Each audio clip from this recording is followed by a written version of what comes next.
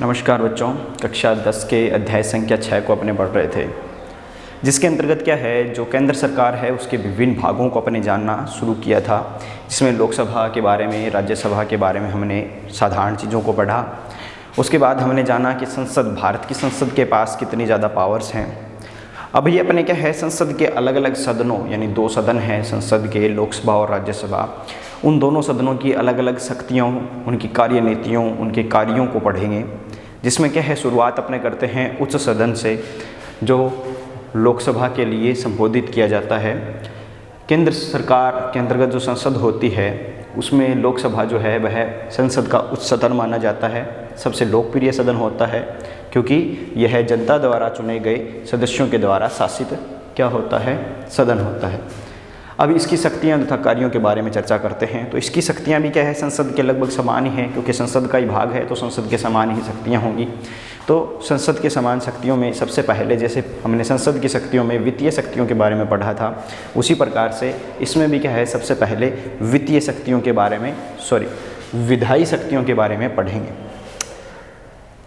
विधायी शक्तियों के अनुसार क्या है कि जैसा कि मैंने उसमें बताया था कि संघीय सूची,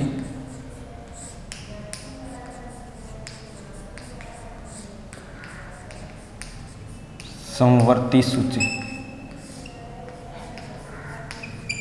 ये दो सूचियां हैं, इनके अंतर्गत क्या है, कुछ विषय क्षेत्र आते हैं, ठीक है, और इनके अवशिष्ट विषय भी हैं, और कुछ परिस्थितियों में राज्य सूची के विषयों पर तथा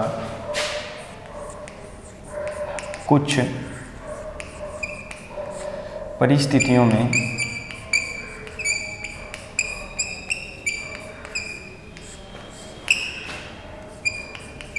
राज्य सूची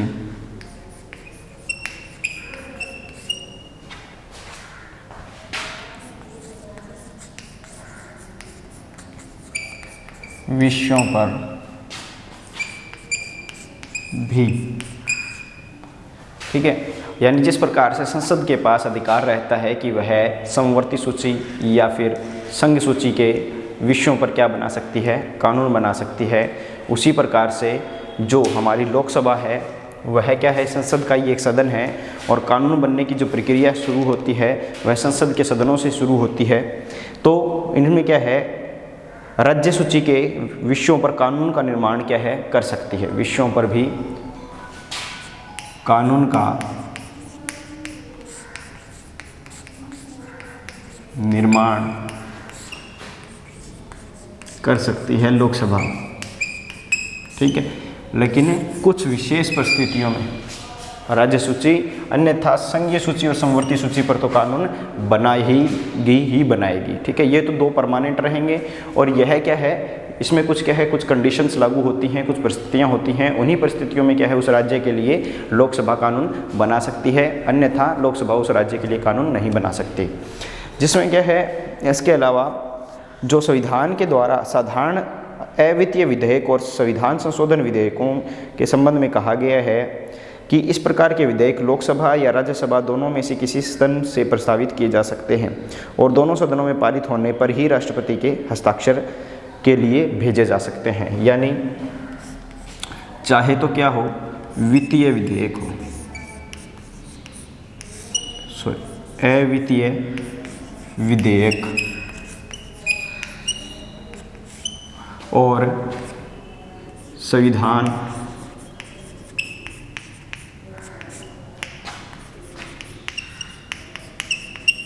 संशोधन के विधेयक, इन दोनों विधेयकों के लिए एक चीज़ निश्चित रहेगी कि दोनों विधेयक कहाँ से पास होने चाहिए, संसद के दोनों सदनों से, दोनों सदनों से यह पास होने चाहिए, ठीक है। तभी इन पर राष्ट्रपति क्या कर सकता है, हस्ताक्षर कर सकता है, इनको प्रस्तावित कर सकता है, लागू कर सकता है, पारित कर सकता है, ठीक है। और ये दोनों सदनों में ही पारित हो जाएंगे, दोनों सदनों, संसद के दोनों सदनों में पारित होने पर ही क्या है, हस्ताक्षर हो सकते हैं राष्ट्रपति के, ठीक है। अन्यथा राष्ट्रपति हस्ताक्षर नहीं कर सकता, क्योंकि क्या है, किसी भी प्रकार का विधेयक हो चाहे, उसके लिए क्या है, राष्ट्रपति के जो हस्ताक्षर हैं वो जरूरी होते हैं, अति आवश्यक होते हैं। लेकिन हर विधेयक जो है वो राष्ट्रपति के पास बाद में पहुंचता है। पहले क्या है, उस विधेयक को संसद के दोनों सदनों में पारित होना होता है, ठीक है। तो किसी भी प्रकार का कानून बनता है तो दोनों ही सदन क्या है, अपनी महत्वपूर्ण भूमिका उसमें निभाते हैं। उसके बाद है दूसरे नंबर पर वित्तीय शक्तियाँ।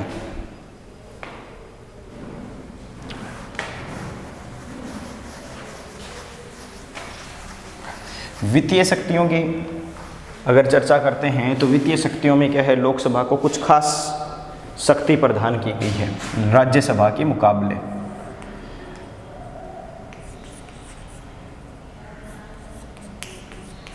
वित्तीय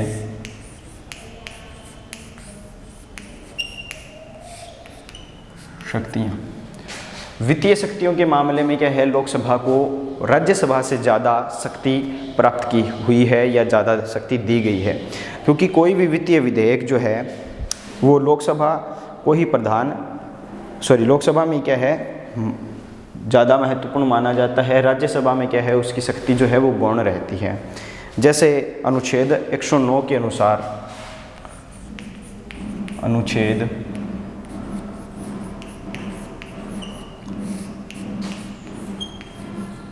109 के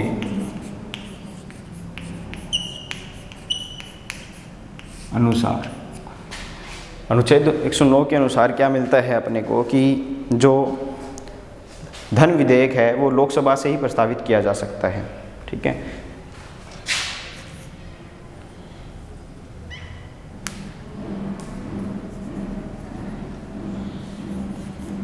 धन विधेयक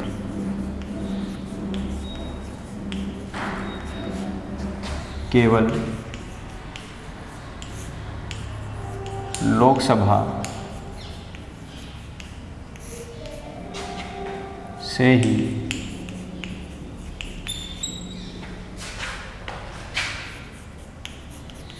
प्रस्तावित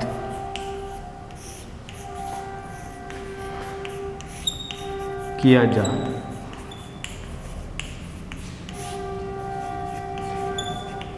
सकता है, ठीक है। जो भी धन विधेयक होगा वह प्रस्तावित कहाँ से होगा, सिर्फ और सिर्फ लोकसभा से होगा, राज्यसभा से नहीं हो सकता। लोकसभा से पारित होने के बाद धन विधेयक राज्यसभा में भेजा जाता है और राज्यसभा के लिए आवश्यक है कि उसे धन विधेयक की प्राप्ति की तिथि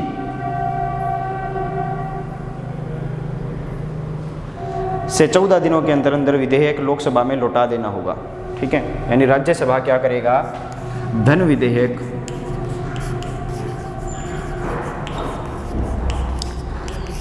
की प्राप्ति तिथि के 14 दिन के अंदर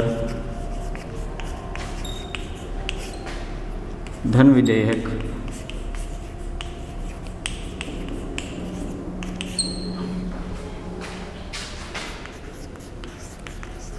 लोकसभा लौटा देगा, ठीक है। राज्यसभा के लिए यह नियम बनाया गया है कि धन विधेयक जो है वो लोकसभा से प्रस्तावित होकर राज्यसभा में भेजा जाता है और राज्यसभा दोबारा से उसको क्या है 14 दिनों के अंदर अंदर वापस लौटा देगी। उसमें क्या है, राज्यसभा का कोई हस्तक्षेप नहीं रहता है। राज्यसभा केवल क्या कर सकती है, विधेयक में संशोधन के लिए सुझाव दे सकती है, लेकिन उसे स्वीकार करना न करना लोकसभा की इच्छा पर निर्भर करता है, ठीक है। यानी राज्यसभा धन विधेयक हेतु केवल सुझाव मात्र दे सकती है किसे, लोकसभा को।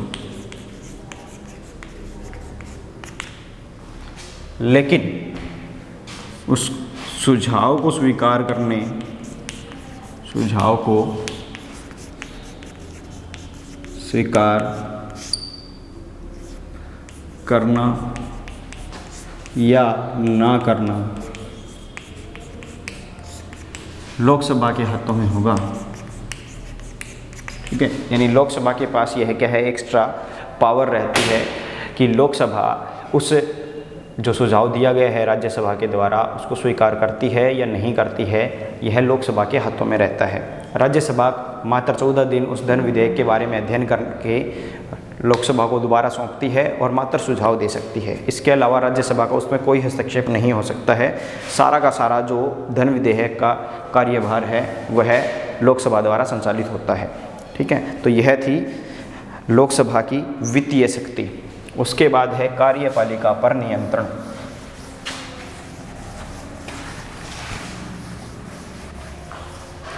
लोकसभा की तीसरी शक्ति के अंतर्गत आता है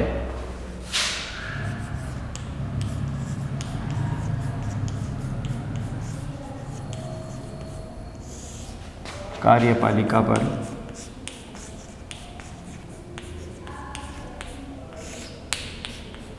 नियंत्रण।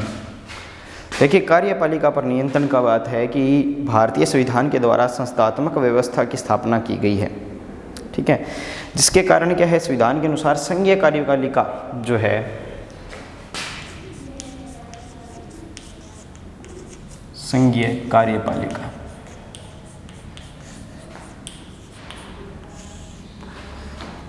या फिर कह सकते हैं मंत्रिमंडल,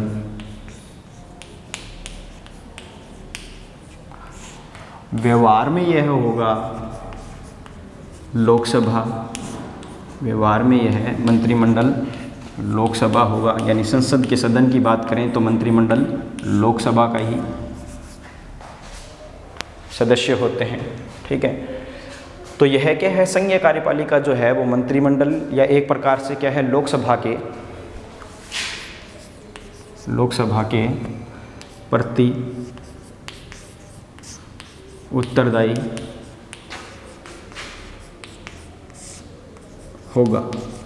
यानी लोकसभा क्या है, पूर्णतः कार्यपालिका पर नियंत्रण करती है। हालांकि मंत्रिमंडल के जो सदस्य होते हैं वो लोकसभा के ही होते हैं, लेकिन क्या है, यह संघीय कार्यपालिका या मंत्रिमंडल है जो व्यवहार में लोकसभा होती है, उस लोकसभा के प्रति यह क्या होते हैं, उत्तरदायी होते हैं। यानी मंत्रिमंडल जो होंगे वो किसके प्रति उत्तरदायी होंगे, कार्यपालिका या लोकसभा के प्रति उत्तरदायी रहेंगे।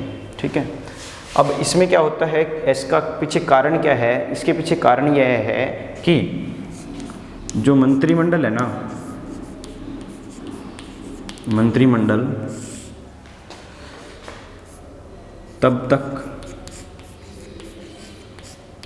ही, यानी मंत्रिमंडल का जो सिस्टम चलता है वो तब तक अपने पद पर रहता है। मंत्रिमंडल तब तक ही अपने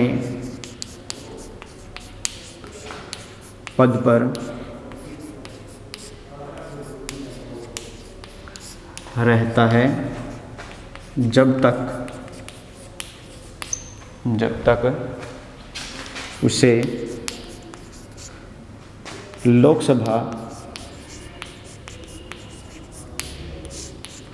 लोकसभा में क्या रहता है, विश्वास प्राप्त है लोकसभा का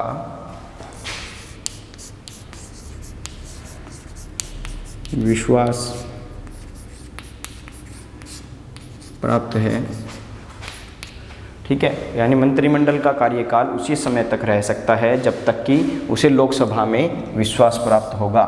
ठीक है, इसीलिए जो मंत्रिमंडल होगा वह लोकसभा के प्रति, यानी कार्यपालिका जो है वह लोकसभा के प्रति क्या रहेगी, उत्तरदायी रहेगी। ठीक है, यह थी अन्य शक्ति लोकसभा की, जिसमें क्या है, कार्यपालिका पर वह नियंत्रण कर सकती है।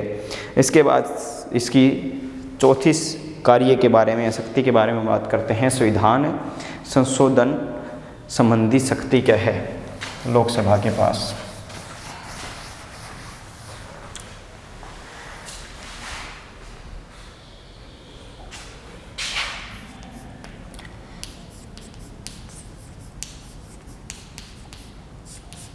संविधान संशोधन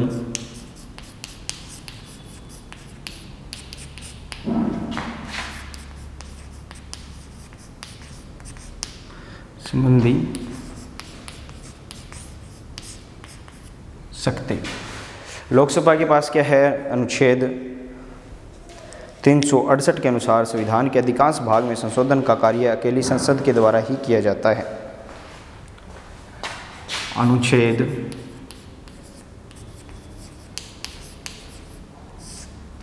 368 के अनुसार संविधान के अधिकांश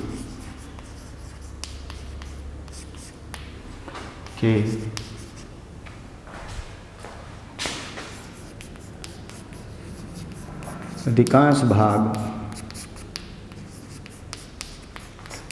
के संशोधन का कार्य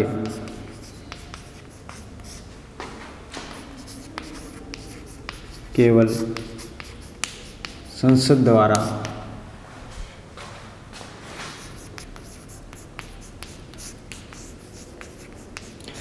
किया जाता है। यानी अकॉर्डिंग टू आर्टिकल 368 अनुच्छेद 368 के अनुसार संसद को क्या है, मोस्ट ऑफ जो संविधान का अधिकांश भाग है उसमें परिवर्तन करने का अधिकार है। ठीक है, और संसद जब संविधान के संशोधन में का कार्य करती है तो उसमें लोकसभा का बहुत ही इम्पोर्टेंट रोल होता है। वैसे दोनों सदन बराबर अपनी कार्यवाही निभाते हैं, दोनों सदनों में क्या है, बराबर प्रकार का बहुमत की आवश्यकता होती है। ठीक है, तो लेकिन उसी हिसाब से क्या है, यह एक प्रकार से लोकसभा की भी शक्ति है और राज्यसभा की भी शक्ति है। ठीक है, दोनों की शक्तियों में क्या है, यह पॉइंट जरूर लिख सकते हो आप कि संविधान संशोधन संबंधी शक्ति जो है वह दोनों के पास रहेगी।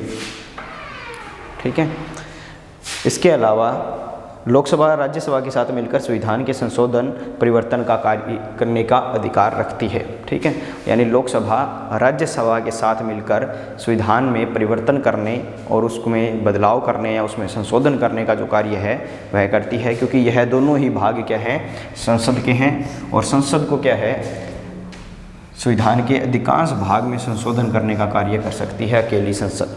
ठीक है, तो इस प्रकार से लोकसभा के पास वह भी शक्ति ऑटोमेटिक विद्यमान है। इसके बाद इसकी पांचवी शक्ति के बारे में चर्चा करते हैं, जो लोकसभा की अंतिम शक्ति है। क्या है कि निर्वाचक मंडल के रूप में कार्य।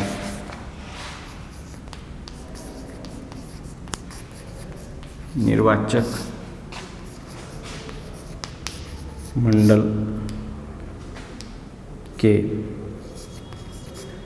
रूप में कार्य।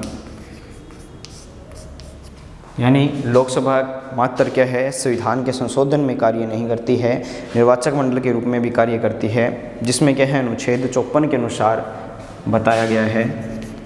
आर्टिकल 54 अनुच्छेद 54 के अनुसार जो राष्ट्रपति के लिए चुनाव होता है, ठीक है, राष्ट्रपति के लिए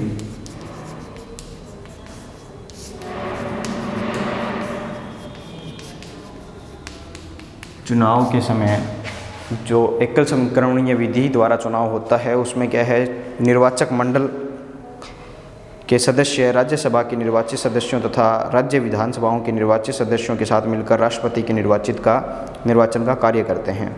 यानी लोकसभा क्या है, निर्वाचक मंडल के रूप में भी कार्य करती है, क्योंकि अनुच्छेद 54 के अनुसार क्या है, जो एकल संक्रमणीय विधि के द्वारा चुनाव होता है राष्ट्रपति का, उसमें क्या रहता है कि सारे राज्य विधानमंडल या फिर जो यूनियन टेरिटरीज़ के विधानमंडल हैं वहाँ के जो सदस्य हैं, राज्यसभा के जो सदस्य हैं, उनके साथ मिलकर क्या करती है, राष्ट्रपति का चुनाव करती है। तो एक प्रकार से क्या है, ये निर्वाचक मंडल के रूप में भी कार्य करती है। ठीक है, इनमें से लगभग शक्तियाँ क्या है, राज्यसभा और लोकसभा की समान है।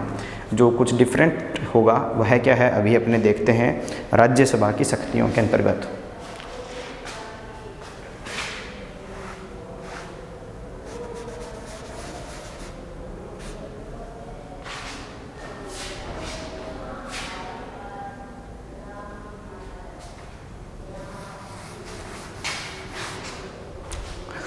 तो राज्यसभा की शक्तियों के बारे में पढ़ते समय भी क्या है,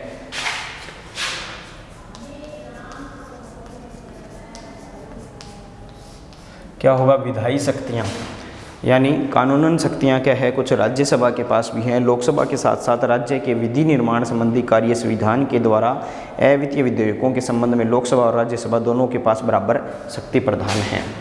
यानी अवित्तीय विधेयक को में क्या है, राज्यसभा को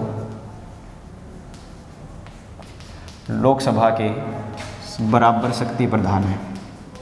ठीक है, यानी संविधान का जो विधायी भाग है, यानी संविधान बनाने की जो रचना का कार्य है, उसमें जितने भी अवित्तीय विधेयकों के बनाने का कार्य रहता है, उसमें राज्यसभा और लोकसभा दोनों के पास बराबर अधिकार रहता है। ठीक है, यानी लोकसभा के पास राज्यसभा के बराबर ही राज्यसभा के पास लोकसभा के बराबर ही अधिकार होता है विधायी शक्तियों में अवित्तीय विधेयकों के लिए। सिर्फ अवित्तीय विधेयकों के लिए राज्यसभा की शक्ति लोकसभा के बराबर होती है विधायी शक्तियों में। ठीक है, यहाँ अगर वित्तीय विधेयक होगा तो राज्यसभा की क्या है, शक्ति गौण मानी जाती है, जो क्या है अपना नेक्स्ट पॉइंट है। उसके अंतर्गत पढ़ते हैं अपने कि जो वित्तीय शक्तियाँ हैं उसमें क्या है, राज्यसभा को कुछ वित्तीय शक्तियाँ प्राप्त है। यद्यपि इस संबंध में संविधान द्वारा राज्यसभा की तुलना में क्या है, लोकसभा को ज़्यादा शक्तियाँ दी गई हैं, राज्यसभा के पास गौण शक्तियाँ हैं। लेकिन संविधान के अनुसार धन विधेयक पहले लोकसभा से ही प्रस्तावित किए जाएंगे।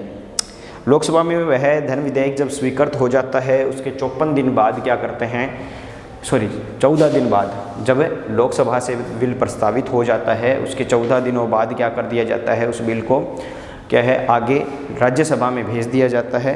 और जो क्या है अधिक से अधिक 14 दिनों तक क्या है राज्यसभा में रहता है और उस पर विचार विमर्श किया जाता है राज्यसभा में। राज्यसभा के धन विधेयक के संबंध में अपने सुझाव लोकसभा को दे सकती है। ठीक है, यानी वित्तीय विधेयक में क्या होगा कि लोकसभा बदलाव हेतु क्या दे सकती है, सुझाव दे सकती है, हेतु सुझाव दे सकती है। राज्यसभा के पास वित्तीय शक्तियों में सिर्फ इतनी शक्ति विद्यमान है कि वह बदलाव हेतु कुछ क्या दे सकती है, सुझाव दे सकती है लोकसभा को। लेकिन बाद में क्या है, लोकसभा पे डिपेंड करता है, लोकसभा की इच्छा पर निर्भर करता है कि वो उन बदलावों को जो राज्यसभा में प्रस्तावित किए गए हैं या सुझाव दिए गए हैं, उन सुझावों को मानना चाहती है या नहीं मानना चाहती है। उसके बाद है कार्यपालिका संबंधी शक्ति, जो तीसरी अपनी है कार्यपालिका संबंधी शक्ति। इसमें क्या है, संस्थात्मक शासन व्यवस्था वही सेम चीज़ है। व्यवस्था में मंत्रिपरिषद के संसद के लोकप्रिय सदन के प्रति उत्तरदायी होती है। अतः भारत में मंत्रिपरिषद लोकसभा के प्रति सामूहिक रूप से उत्तरदायी है, राज्यसभा के प्रति नहीं है। यानी कार्यपालिका जो है वह राज्यसभा के प्रति उत्तरदायी नहीं है। यानी कार्यपालिका पर नियंत्रण की जो शक्ति है वह राज्यसभा के पास नहीं है। राज्यसभा के सदस्य मंत्रियों से प्रश्न तथा पूरक प्रश्न पूछ सकते हैं और उनकी आलोचना भी कर सकते हैं, परंतु इन्हें अविश्वास प्रस्ताव द्वारा मंत्रियों को हटाने का अधिकार नहीं है। ठीक है, यानी राज्यसभा के जो सदस्य हैं वह मंत्रिमंडल के सदस्यों को हटा नहीं सकते हैं अविश्वास प्रस्ताव के द्वारा। मंत्रिमंडल के सदस्यों को अविश्वास प्रस्ताव के द्वारा हटाया जा सकता है केवल और केवल लोकसभा के अंदर ही। ठीक है, यानी लोकसभा के सदस्य ही उन पर नियंत्रण कर सकते हैं, मंत्रिमंडल को हटा सकते हैं, बर्खास्त कर सकते हैं अविश्वास प्रस्ताव लाकर, राज्यसभा के नहीं कर सकते हैं। यानी ये जो कार्यपालिका पर नियंत्रण की शक्ति है यह एक प्रकार से राज्यसभा के पास नहीं होती। इसमें सिर्फ कितनी शक्ति होती है कि वह प्रश्न पूछ सकते हैं या पूरक प्रश्न पूछ सकते हैं। सिर्फ क्वेश्चन करने का अधिकार राज्यसभा के सदस्यों को मिल सकता है। लोकसभा के सदस्यों से वह कुछ बातों के प्रश्न पूछ सकते हैं, कुछ चीज़ों के बारे में जानकारी प्राप्त कर सकते हैं, लेकिन उनको हटाने का अधिकार राज्यसभा के सदस्यों के पास नहीं होते हैं। यानी कार्यपालिका के जो मंत्रिमंडल है उसको राज्यसभा के सदस्य नहीं हटा सकते हैं अविश्वास प्रस्ताव के द्वारा, वह सिर्फ और सिर्फ लोकसभा के सदस्य ही उसको हटा सकते हैं। इसके अलावा संविधान संशोधन की शक्ति में क्या है, बराबर अधिकार प्राप्त है,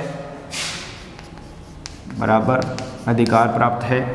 जितना अधिकार राज्यसभा को है उतना ही अधिकार क्या है लोकसभा को भी है। संविधान संशोधन के संबंध में राज्यसभा को लोकसभा के समान ही शक्ति प्रदान है। संशोधन प्रस्ताव पर संसद के दोनों सदनों में असहमति होने पर संविधान के संशोधन का प्रस्ताव गिर जाता है, यानी दोनों में क्या है बराबर रूप से होनी चाहिए। ठीक है, और यह जो राज्यसभा है वह निर्वाचक मंडल के रूप में क्या है भाग लेते हैं। यह भी क्या है लोकसभा की तरह बराबर ही अधिकार प्राप्त है, यह भी लोकसभा के सदस्यों की तरह ही बराबर क्या है पार्ट लेते हैं। तो यह क्या है ये दोनों शक्तियां तो बिल्कुल समान हैं। यह शक्ति बिल्कुल भी नहीं है राज्यसभा के पास।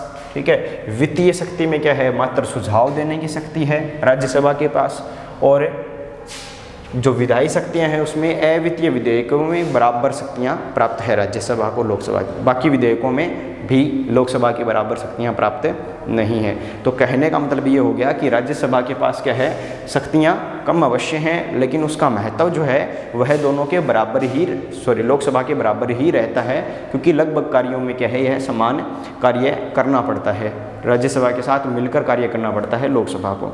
ठीक है, तो यह क्या है इतनी शक्तियाँ थी। इसके अलावा जो विविध शक्तियाँ हैं दोनों के पास ही दोनों क्या है मिलकर कार्य करते हैं, जिनमें विविध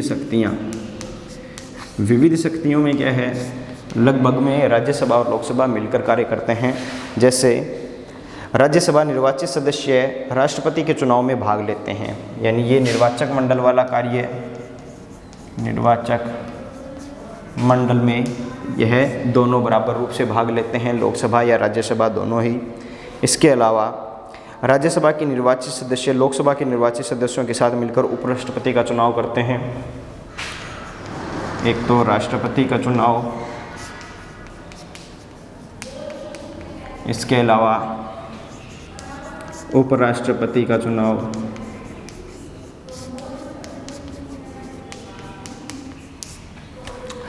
इसके बाद बात आती है कि जो राज्यसभा लोकसभा के साथ मिलकर राष्ट्रपति सर्वोच्च न्यायालय के न्यायाधीशों तथा कुछ पदाधिकारियों पर महाभियोग ला सकती है।